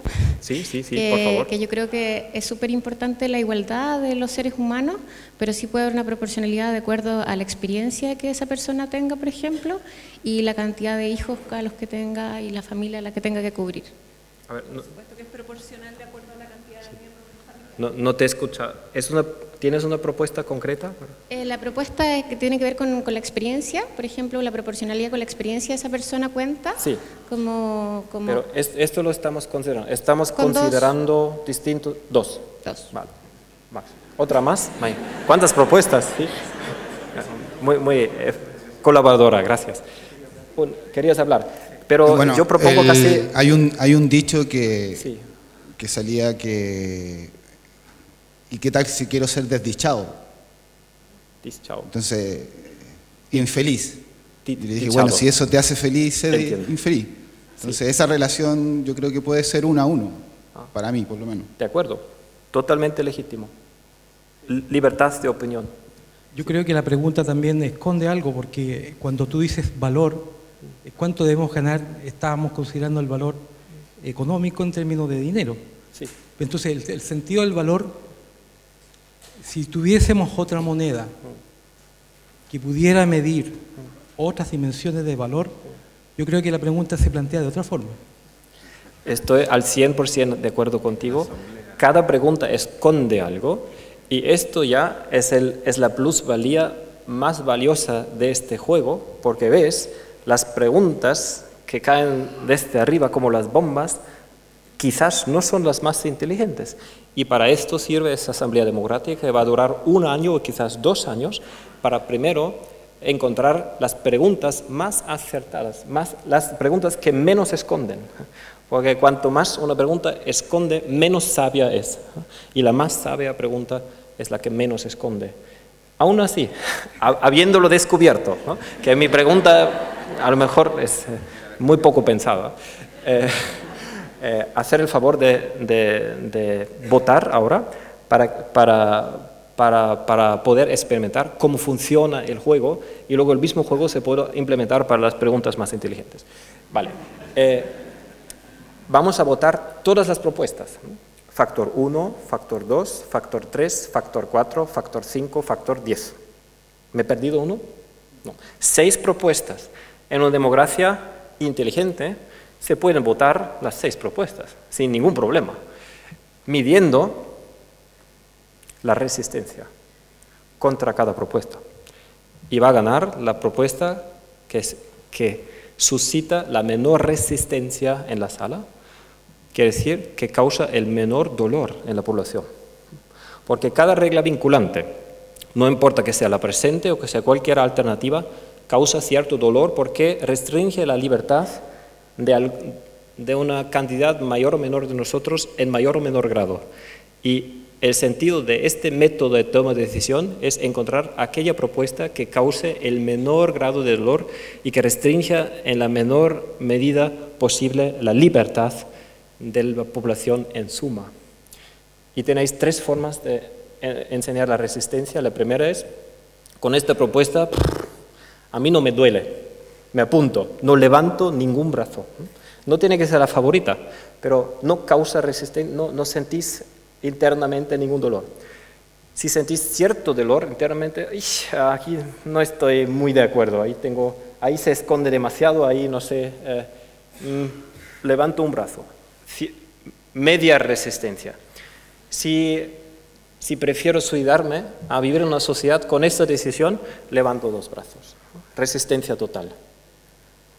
¿Entendido? ¿Estáis asustados? ¿Entendido? ¿Sí? Vale. Entendido vosotros sobre todo, ¿no? Porque vosotros vais a votar. ¿Estáis de acuerdo? Cierta resistencia y resistencia total. Y vamos a votar las 6 propuestas desde 1 a 6 y por favor, en el mejor de los casos cerráis los ojos y no miráis los vecinos. Porque van a votar los corazones y no los cocos, no los cerebros. ¿Sí? Gracias. Pues primero al voto. La primera propuesta, el salario mínimo legal suficiente para una vida buena, para una vida digna. No debe de haber ninguna diferencia en la remuneración para el mismo horario laboral. Por favor, enseñar la resistencia contra esta propuesta. 1 a 1, sí, 1 a 1. La resistencia contra esta propuesta. Empiezo a contar. 1, 2, 3, 4, 5, 6, 7, 8, 9. Gracias. Segunda propuesta. Los ingresos máximos deben tener como máximo 2 veces el salario mínimo. 1 a 2. Por favor, enseñar la resistencia. Empiezo a contar. 1, 2, 3, 4, 5, 6.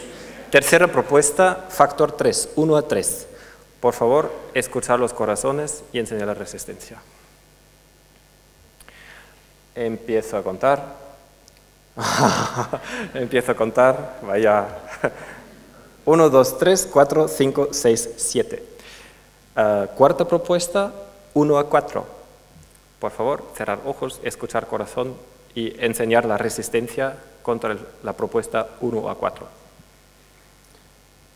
Empiezo a contar. 1, 2, 3, 4, 5, 6, 7, 8, 9, 10, 11, 12. Penúltima propuesta, el factor 5.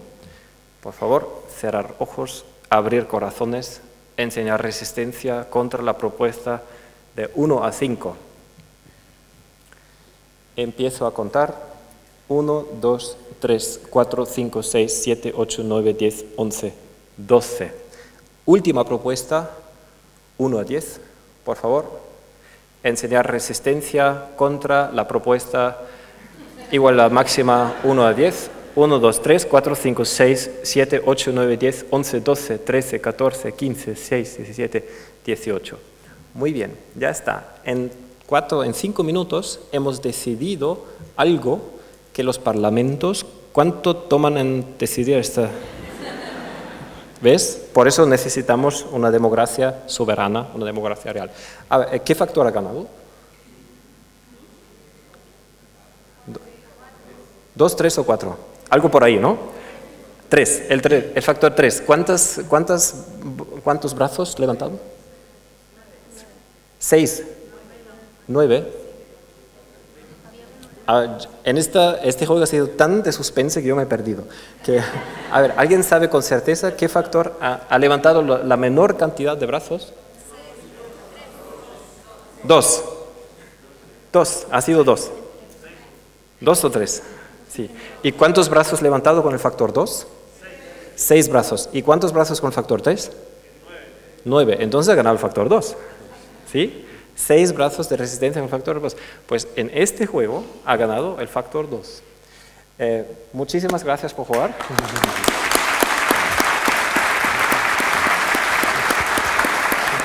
Sí, un minuto. Conclusiones, ¿no? Esto podría ser el resultado de una decisión democrática, pero ¿creéis que esto es representativo para el mundo entero? Primera parte de la respuesta, yo no creo que haga falta que sea representativo para el mundo entero, porque esto es una democracia. En la democracia el pueblo soberano decide.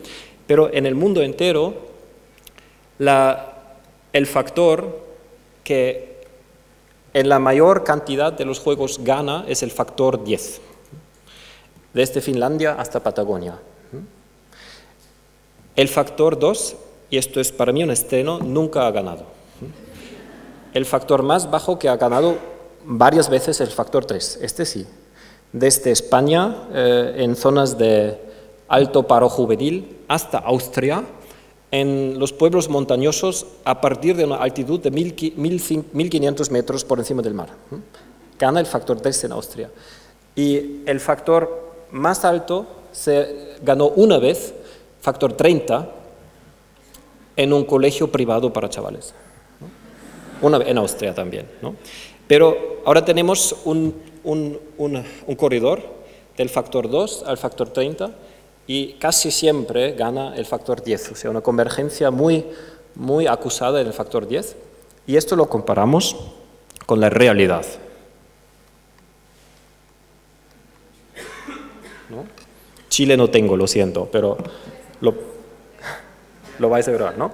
Y eso solo es una prueba de que aquí falta la democracia directa, ¿no? Aquí falta una democracia soberana, porque si dejamos este tema, esta decisión de la igualdad-desigualdad, aunque la justicia es un mandato constitucional hasta en Estados Unidos, y según una encuesta de la Financial Times, el 78% de los ciudadanos estadounidenses dicen que desean una desigualdad menor.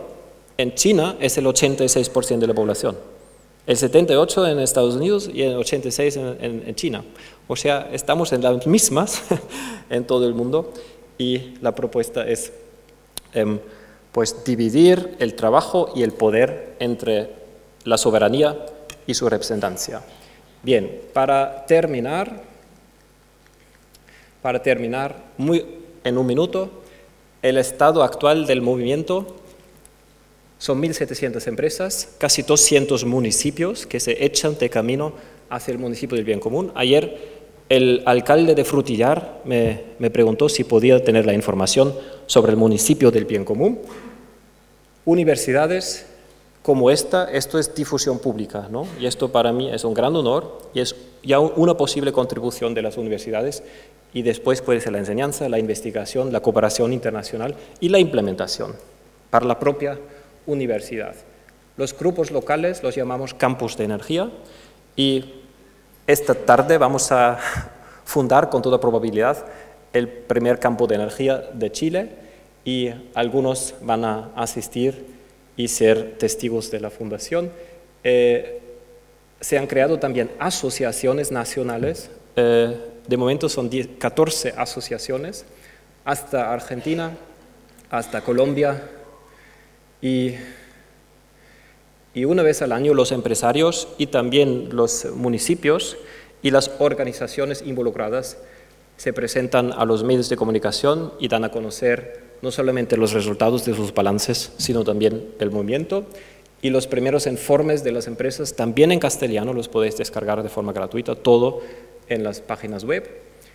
Y el municipio del bien común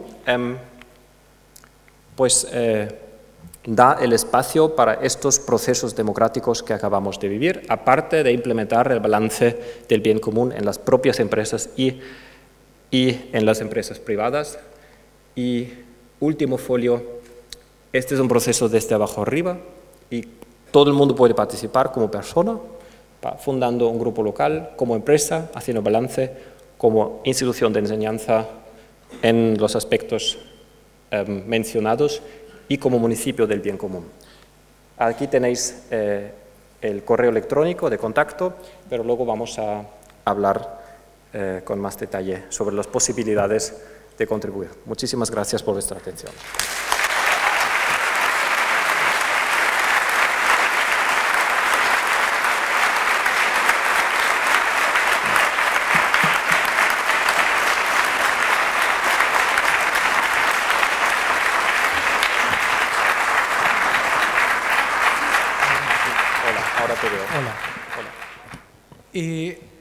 ¿Nos podrías explicar mejor qué noción de libertad tiene el bien común?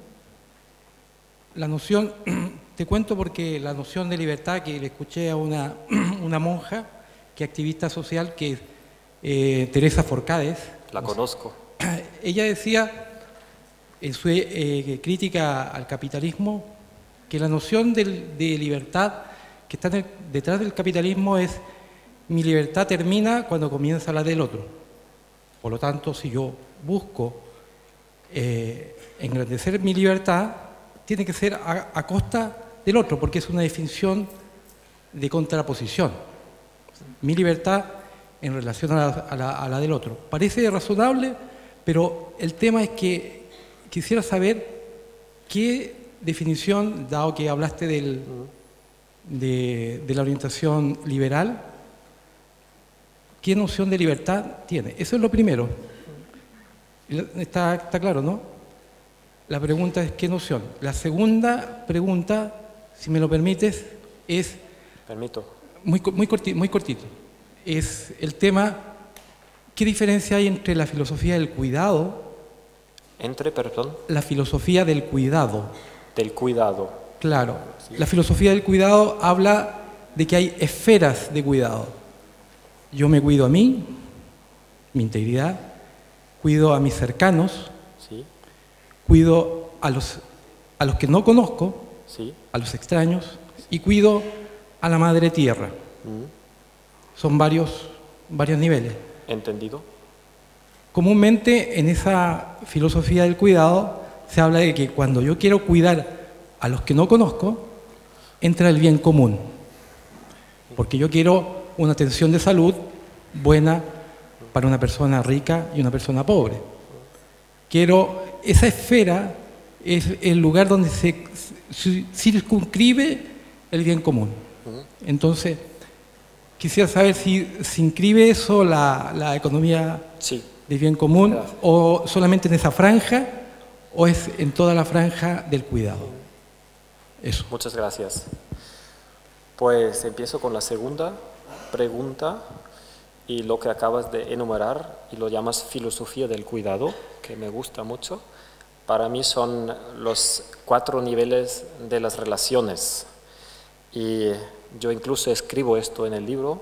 A propósito, el libro va a ser accesible en Chile a partir de mitades de noviembre, por aquellos que lo estén buscando. El primero, economía del bien común.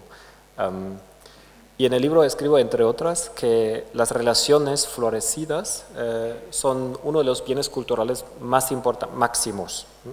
Y por eso somos sabios en procurar que las relaciones en todos los niveles florezcan y cuidar el florecimiento de las relaciones. Y los 4 niveles son la relación conmigo mismo, el desarrollo personal, el autoconocimiento, el amor propio, la relación con los otros seres humanos, no solamente con mis próximos y familiares, sino con todos los seres humanos. Tercero, la relación con el entorno ecológico. Y cuarto, la relación con el todo coherente, que luego reanuda con la relación conmigo mismo, porque en mi visión del mundo el corazón es la embajada del universo, y si escuchamos el corazón, primero nos escuchamos a nosotros mismos, nuestras emociones, nuestras necesidades, nuestras intuiciones, nuestra sabiduría más profunda, personal, que luego conecta directamente con la sabiduría universal, con el todo.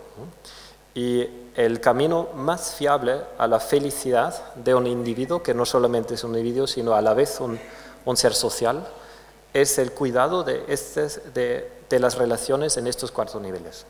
Eso está claramente expuesto en el libro. Y el libro también, una cosa que no he acentuado tanto hoy, pues procura propiciar el terreno para que las relaciones en todos estos niveles puedan aflorar. Entonces se da la buena vida, entonces se da una vida de alta calidad, entonces se da el bien común. Sinónimo. La primera pregunta, sí tengo una definición propia de la libertad, porque la definición de los teóricos pseudo-liberales, que en algunos aspectos resultan ser antiliberales, como por ejemplo mi compatriota Hayek y también el señor Milton Friedman, que ha hecho presencia en este país, que yo sepa, y dejado huella. Pues ellos son considerados de los protagonistas más destacados del neoliberalismo, pero esta concepción de liberalismo nunca ha sido liberal, por eso neoliberalismo no es correcto en el sentido originario, sino esto simplemente es pseudo-liberalismo, creo es más correcto. Y yo leía a Hayek y él decía, yo defino libertad como ausencia de coerción por otra persona. Y esto ya lo ha dicho Platón, así que Hayek no ha aportado nada nuevo a esa definición negativa de libertad, ¿no? Eso no resta prestigio a Hayek, ¿no? Al revés, si yo no finjo haberme inventado algo que otro ya había dicho, sino si hago visible a la otra persona que lo ha hecho, esto honra a Hayek, ¿no? Solo quiero decir que está bien saber qué entendemos por libertad negativa, porque estoy de acuerdo que nadie me coerza a hacer algo que no quiero hacer, por ejemplo. Luego el Estado, sí, eso es otra cosa, ¿no? Pero a eso ya vamos. Pero primero, ¿cuál es la definición de la libertad positiva? Y una definición que ofrezco es, yo entiendo el ser humano tanto como un individuo singular, como un ser social dependiente de los demás. Pues la libertad para mí es la autocreación individual permanente y la autocreación colectiva permanente. Así más en el sentido muy básico. Y esto quiere decir muchas cosas. Por ejemplo, sí soy responsable de mi vida en cierto grado, ¿no? Porque algunas cosas sí puedo, muchas cosas yo puedo configurar de forma autorresponsable en mi vida. Y a la vez soy corresponsable con otros de configurarnos la convivencia en la forma más agradable posible. Por ejemplo, democrática, por ejemplo, pacífica, por ejemplo, cuidando las relaciones y no las rentas del capital. Un sinónimo de la primera dimensión de libertad sería la autonomía, y un sinónimo de la segunda acepción de la libertad sería la democracia. Y esto es lo que propone la economía del bien común. La economía del bien común no propone algo en concreto, sino propone debatir ideas, pero la esencia es el proceso democrático.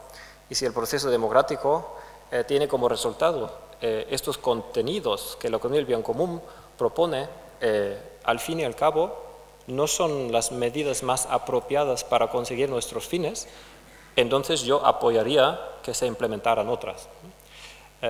Y más preciso, no sé si te he entendido bien, pero si te he entendido bien, la pregunta también ha sido más en concreto si la libertad de una empresa siempre puede resultar en la disminución de la misma libertad de otra empresa, si contrapiten, ¿no? Y ese es el tema. Ese es mi análisis, ¿no? Siempre cuando las empresas contrapitan, entonces es una lucha por mayor y menor libertad, y entonces siempre hay perdedores. Y esto me lo he saltado porque hora y cuarto no me permite hacer toda la ponencia, pero la definición científica de la competencia que yo utilizo es esta, ¿no? Exclusión mutua de nuestros fines. Si yo tengo éxito, tú fracasas; si tú ganas, yo pierdo. Esa es la definición científica de la competencia que yo rechazo. O sea, esto en ninguna parte de la vida deberíamos practicar en el sentido de aspirarlo, en el sentido de aspirar ser ganador o ser mejor que otro. Esto es una orientación que rechazo, porque el objetivo de las empresas debería ser hacer algo con sentido, hacer un producto o un servicio con calidad y cooperar con las demás. Y esto es la definición de la cooperación, es tener la misma meta.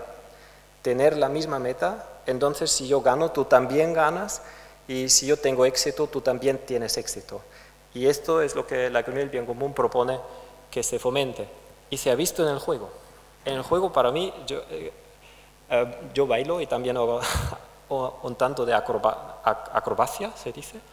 ¿Sí? Y sé que la acrobacia es el mejor ejercicio de la cooperación.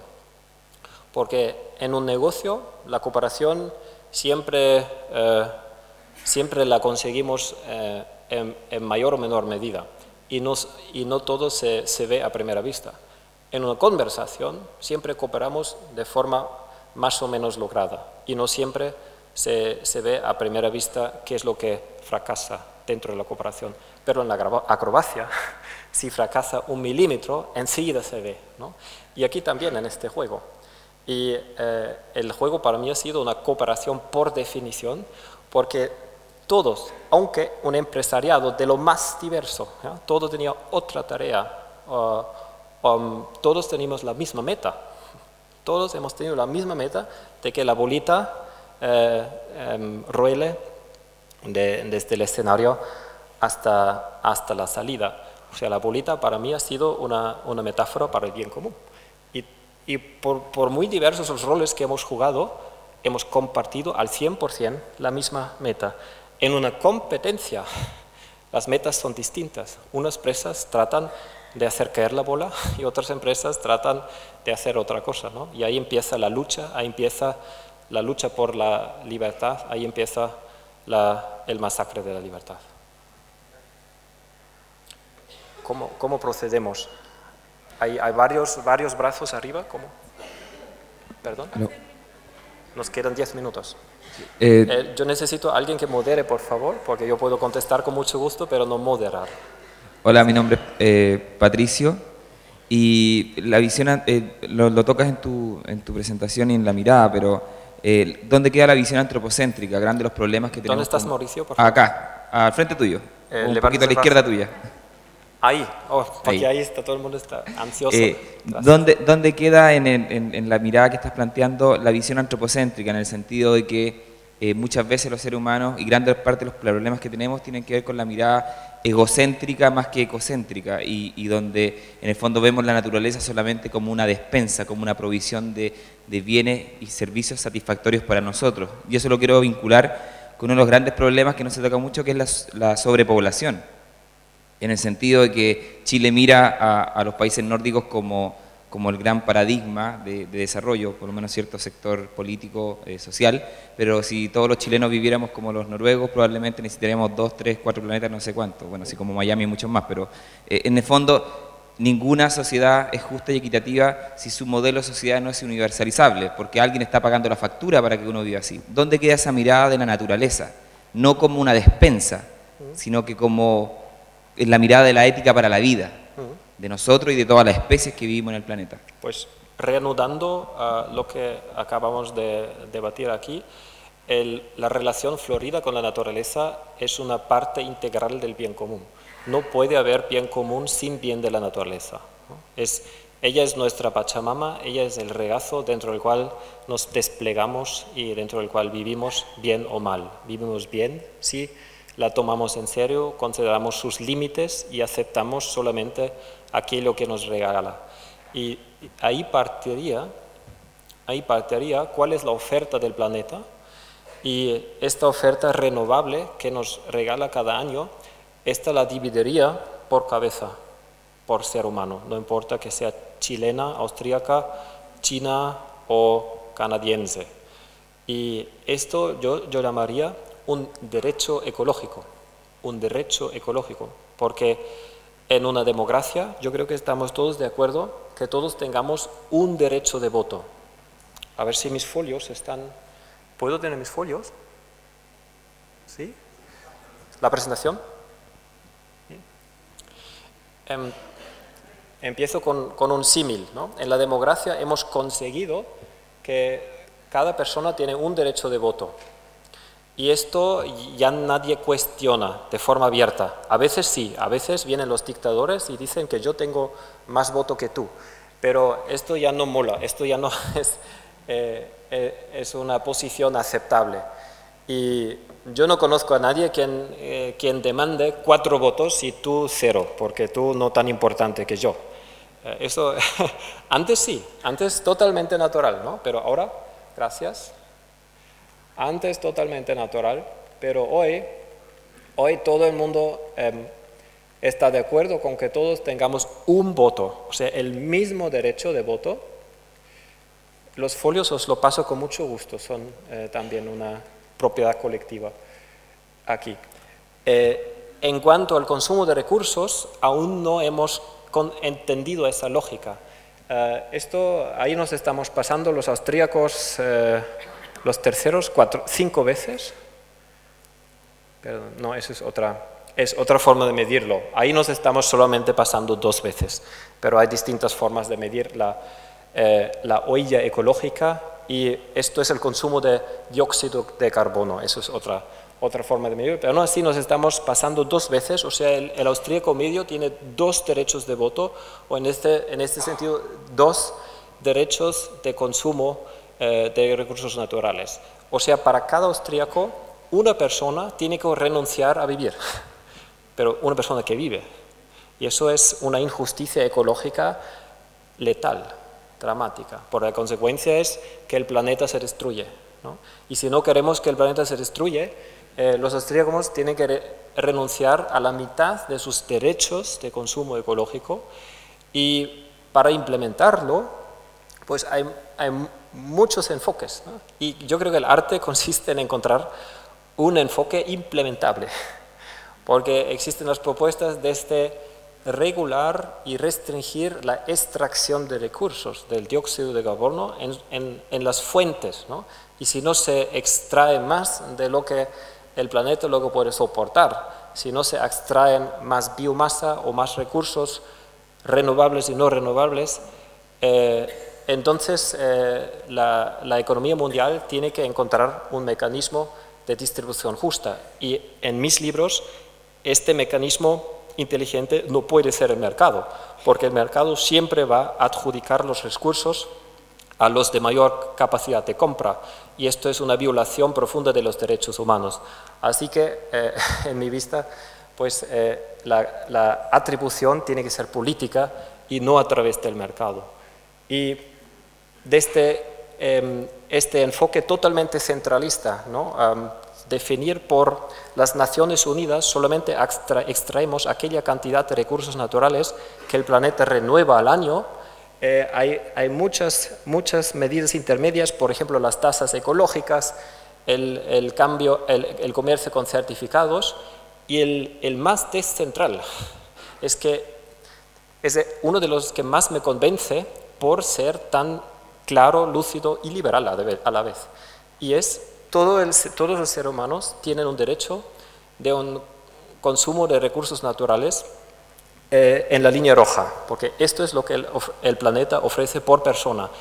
Y en los productos y servicios que compramos siempre sale, aparte del precio monetario, el precio ecológico. Y tenemos una cuenta al año de acuerdo con la línea roja. Y si se agota, pues se nota. Y entonces tenemos todos la exactamente misma libertad de hacer lo que nos da la gana dentro de los límites del bien común, dentro de los límites del planeta, ¿no? Por supuesto que solamente es una solución, pero a mí me convence tanto porque nos obliga, nos coerce, aquí en el mejor sentido de las palabras, nos coerce a la elección consciente si quiero tener una vivienda propia, un coche, si quiero viajar o comer carne, ¿no? Y no sé si esto es una respuesta a tu pregunta, pero espero que por lo menos tenga que ver con ella. Creo que tu propuesta del bien común, Cristian, se ve como una solución a futuro de la que hay que adoptar para que podamos seguir viviendo todos. Una consulta práctica. ¿Qué experiencia has tenido en tus organizaciones? Porque algunos seres humanos van a tener que ser aquellos que hacen las clasificaciones de cuán bueno es esto o cuán bueno es lo otro. Y empiezan factores no calculados, como quizás prefiera a las personas que estén más cerca de mí, o parientes, o a alguien que quiero favorecer económicamente. Sí. ¿Hay alguna experiencia en la organización de ustedes? Por supuesto que sí. Cómo...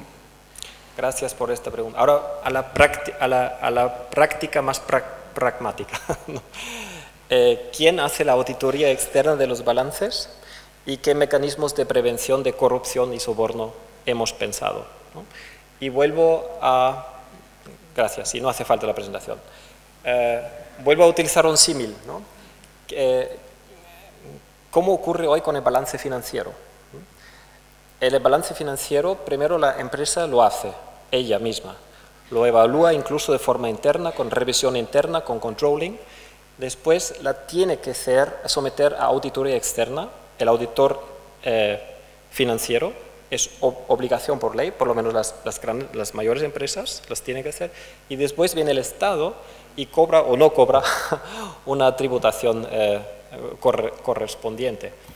En el balance del bien común exactamente igual. La empresa lo implementa en en el mejor de los casos, con la colaboración de todos los empleados o propietarios en la cooperativa de la empresa. Luego, como si todos participan, no hace falta evaluarlo, sino es ya el producto más democrático, el proceso más democrático posible, o sea, directamente a la auditoría externa. Y la auditoría externa, nosotros hemos desarrollado la figura del auditor del balance del bien común. La empresa solamente puede solicitar a la asociación una auditoría, la adjudicación es arbitraria, o sea, la empresa no puede escoger la auditoría y el auditor, la auditora, no puede ser consultor o consultora de la empresa. Y tercer mecanismo de prevención, el auditor siempre una auditoría segunda, o sea, no es un auditor, sino uno segundo. Y los auditores establecen un pool de conocimientos y de herramientas para evaluar de forma convergente en condiciones iguales a las empresas. Este mecanismo privado no es la meta, porque nosotros no estamos para ser auditores. Esto lo hacemos mientras el Estado no brinde una solución. En el futuro, la audición del balance del bien común debería ser una tarea del Estado, la profesión debería ser una profesión autónoma y la profesión se regula con admisión, con certificación, con control de calidad, con sanciones, a través de cámaras, colegios o instituciones del estilo. Y si un auditor es corrupto, entonces esta cámara retira la licencia de la profesión. En el balance financiero, esto es comparativamente fácil, y más fácil si el auditor también es consultor, que ha sido el caso en Estados Unidos, ese escándalo. Pero aunque el auditor solamente es auditor, sigue siendo fácil de corromperlo, porque ¿quién entiende el balance financiero de una empresa grande? ¿No? Nadie lo puede comprobar. El balance del bien común está hecho con solo 17 indicadores para que todo el mundo lo entienda. Los empleados, los clientes, los suministradores, el banco, los ecologistas y los jóvenes en la escuela, en las instituciones de enseñanza, que miren el balance del bien común de cada empresa y que si algo es incorrecto, enseguida saldría al aire y enseguida perdería la licencia el auditor correspondiente. Así no tiene ningún incentivo de que le corrompan. Y la última parte de la pregunta, algunos dicen esto va a ser más burocracia. Ya tenemos el balance financiero y sufrimos y tiene que ser esto más burocracia, ¿no? Tramitación, creo que se dice aquí. Tenemos dos opciones, liberarnos de toda tramitación, pero entonces eliminar también el balance financiero. Porque si solo sigue existiendo el balance financiero, entonces seguirá ganando la empresa con el mayor beneficio financiero y devorará a la otra empresa con un menor beneficio financiero, porque no medimos otra cosa. Si solo medimos esto, entonces esto va a ser la estrella polar de las empresas. O sea, mientras aceptemos que haya una economía de mercado monetaria con balances financieros, entonces hace falta para contrarrestar esa dinámica el balance del bien común. Si alguien tiene una propuesta para una economía en la cual no hacen falta las dos cosas, esta sería la solución más inteligente, pero yo no soy en condiciones de proponerla. Última pregunta. Me gustaría retomar la primera pregunta que hizo nuestro compañero Andrés, que me parece súper válida. Estoy reelaborándola por lo que pude comprender, que hablaba sobre qué sentido tendría emprender cuando uno está en los últimos años o momentos de la carrera. Y la razón que él daba era porque al parecer las visiones de la empresa es que solamente se fijan en las actividades extracurriculares o las actividades anexas que hace la persona cuando está durante la carrera. Entonces una persona que tal vez no ha hecho esas actividades, para él, ¿qué sentido tendría emprender o tener esta mentalidad? Por lo menos eso es lo que comprendí de la pregunta que hizo Andrés. Gracias por cooperar. Ahora creo que lo he entendido por lo menos un poquito mejor. Pues hay una connotación que habría que revisar, quizás los currículums y la relación que tienen las empresas establecidas frente a los a los estudiantes en el final de su carrera, pero son cuestiones apartes. La cuestión directa positiva es ¿qué sentido tiene? Pues el sentido de aportar algo con sentido al mundo, el sentido de hacer un proyecto con un buen telos, con un buen objetivo. Y esto puede ser en cualquier fase de tu vida. Y yo creo que más vale emprender esa aventura cuanto antes. Si alguien quiere empezar ya, antes de pasar por esas instituciones económicas, las transnacionales, en las cuales tienes que seguir ciertas pautas que te corrompen el carácter y después quizás lo haces a tu vez, pues más fácil hacerlo desde el principio. Y ahí vamos a la idea de las incubadoras y a la idea de facilitar el nacimiento de las empresas. Esto es parte de la economía del bien común. Santiago de Chile como municipio del bien común o ciudad del bien común podría facilitar incubadoras de empresas del bien común, que pueden ser cooperativas, que pueden ser empresas sin ánimo de lucro, que pueden ser una nueva forma legal. Una nueva forma legal, la empresa del bien común cumple por sus propios estatutos con toda una serie de estos indicadores del balance y otros indicadores los trata de conseguir sobre la marcha. Y la empresa del bien común pues va al Banco del Bien Común. El Banco del Bien Común lo funden otros, los compañeros de edad funden el Banco del Bien Común y otros compañeros funden la Bolsa del Bien Común. Y así la empresa tiene ya varias fuentes de financiación según otra lógica que hoy. Y esto tiene sentido. Y el sentido de este ejercicio colaborativo es pues hacer nacer la economía del bien común desde aquellos que están finalizando su carrera.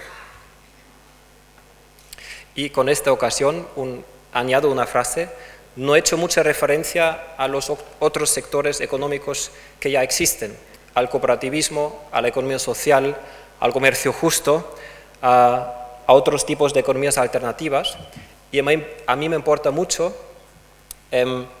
acentuar que la economía del bien común reconoce estos esfuerzos y estas tradiciones que ya tienen muchos más años que nosotros, y estamos buscando la forma idónea de colaborar, y la forma más idónea de colaborar la consideramos en una división del trabajo estratégico, en el sentido de que la economía del bien común ofrece un marco legal dentro del cual la economía solidaria, las empresas sociales, el comercio justo puedan florecer.